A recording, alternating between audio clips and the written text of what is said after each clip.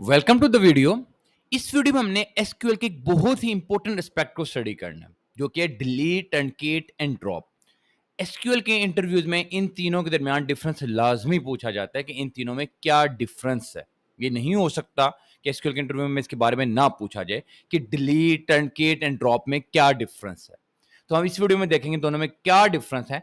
बहुत माइनर सा डिफरेंस, इसलिए कंफ्यूजिंग हो सकता है, तो आपने इसकी प्रैक्टिस करनी है, इसको याद रखना है कि तीनों चीजों में क्या डिफरेंस है। तो सबसे पहले मैं यूज करता हूं डिलीट, लेकिन डिलीट से पहले हम अपने डेटाबेस को सेट करेंगे। यूज स्टूडेंट रिकॉर्ड, ये हमारे डेटाबेस का नाम था, स्टूडेंट रिकॉर्ड। देन हम अपने टेबल को देख लेते हैं, सिलेक्ट स्टैटिक फ्रॉम स्टूडेंट्स, ये हमारे टेबल का नाम था स्टूडेंट्स। तो ये देखें 16 रिकॉर्ड इसके अंदर मौजूद है।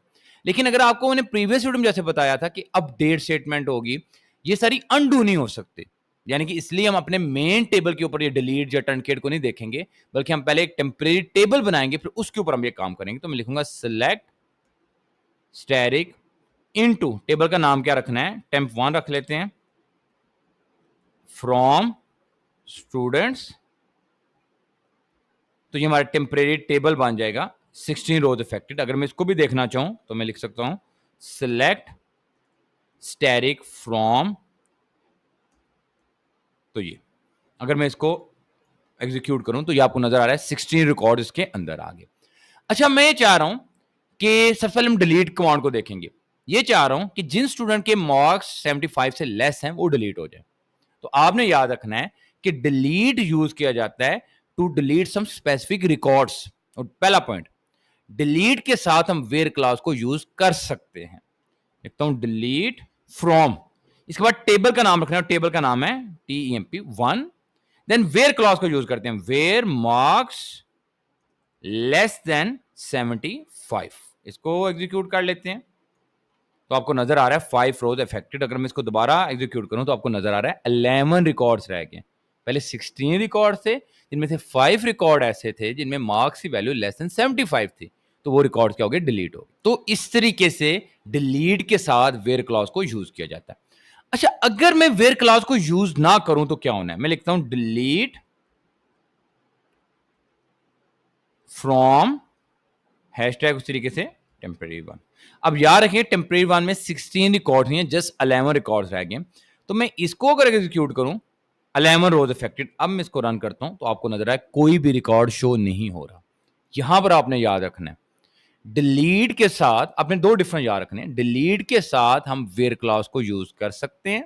जब वेयर क्लॉज को यूज करेंगे तो अकॉर्डिंग टू कंडीशन वो उन रिकॉर्ड्स को डिलीट कर देगा। लेकिन अगर हम वेयर क्लॉज को यूज नहीं करते तो वो ये क्या करेगा, टेबल की तमाम के तमाम रिकॉर्ड्स को डिलीट कर देगा, लेकिन टेबल बाकी रहेगा, टेबल का स्ट्रक्चर बाकी रहेगा। आपको नजर आ रहा है टेबल का स्ट्रक्चर बाकी है, उसके 6 के 6 कॉलम्स का नाम अभी बाकी है, मेमोरी में टेबल एग्जिस्ट कर रहा है। टेबल डिलीट नहीं हुआ, बल्कि टेबल के तमाम रिकॉर्ड्स डिलीट हो गई हैं। मैं अभी भी इस टेबल के अंदर डेटा को इंसर्ट कर सकता हूं। तो ये बात पॉइंट 2 याद रखने अपने, डिलीट के साथ वेयर क्लॉज को भी यूज किया जा सकता है, और अगर वेयर क्लॉज को यूज ना करें वो तमाम के तमाम रिकॉर्ड्स को डिलीट करेगा, लेकिन टेबल का स्ट्रक्चर बाकी रहेगा, टेबल मेमोरी में बाकी रहेगा। सेकेंड में हम डिस्कस करते हैं टर्नकेट को। अब पहला पॉइंट तो फर्क समझ लें कि टर्नकेट जो है उसमें हम वेयर क्लॉज को यूज नहीं कर सकते। तो डिलीट और टर्नकेट में क्या फर्क है कि डिलीट में वेयर क्लॉज यूज हो जाती है, स्पेसिफिक रिकॉर्ड्स डिलीट हो सकते हैं, लेकिन टर्नकेट में ऐसा होना पॉसिबल नहीं है। सेकेंडली अगर मैं लिखता हूं टर्नकेट टेबल, टेबल आप कैपिटलाइज कर दें, टेबल देन टेबल का नाम, सॉरी पहले मैं टेबल बना लेता हूं, एक थर्ड टेबल बना लेते हैं, select static into temporary two from students. तो ये टेबल बना लेते हैं। उस तरीके से इसको एक दफा रन करके देख भी लेते हैं, सिलेक्ट स्टैटिक फ्रॉम टेम्प2। तो ये वो आपको टेबल नजर आ रहा है। अच्छा, मैं यूज करता हूं टर्नकेट टेबल। अब आप फर्क देखिएगा, अगेन टर्नकेट ने क्या काम किया, वो टेबल का स्ट्रक्चर बाकी रहने देगा, लेकिन तमाम के तमाम रिकॉर्ड्स को क्या कर देगा, खत्म कर देगा, डिलीट कर देगा। तो डिलीट और टर्नकेट में क्या फर्क है? अगर वेयर क्लॉज के बगैर डिलीट को इस्तेमाल करें, डिलीट और टर्नकेट सेम है, क्योंकि दोनों ही क्या करेंगे कि तमाम के तमाम रिकॉर्ड्स को डिलीट कर देंगे, लेकिन टेबल का स्ट्रक्चर बाकी रहना है, टेबल बाकी रहना है। लेकिन फर्क क्या है कि डिलीट में हम वेयर क्लॉज को भी यूज कर सकते हैं, लेकिन टर्नकेट में हम वेयर क्लॉज को यूज नहीं कर सकते। यानी कि अगर आपको तमाम के तमाम रिकॉर्ड्स को डिलीट करना है, तो आप चाहे डिलीट को यूज करें चाहे टर्नकेट को यूज करें, कोई फर्क नहीं है। लेकिन अगर आपने कुछ स्पेसिफिक रिकॉर्ड्स को डिलीट करना है, तो फिर आपको डिलीट यूज करना पड़ेगा, आप टर्नकेट में से काम नहीं कर सकते। थर्डली हम एक कोड टेबल बना लेते हैं, मैं इसी चीज को कॉपी करके चेंज कर लूंगा, वो है ड्रॉप की। मैं इसको नाम देता हूं टेम्परेरी 3 एंड इस तरीके यहां भी टेम्परेरी 3 करते हैं एंड ये अगेन मैंने कोड टेम्परेरी 3 टेबल बना लिया। अब इसके ऊपर यूज करेंगे ड्रॉप, तो उसी तरह ड्रॉप टेबल टेम्प 3।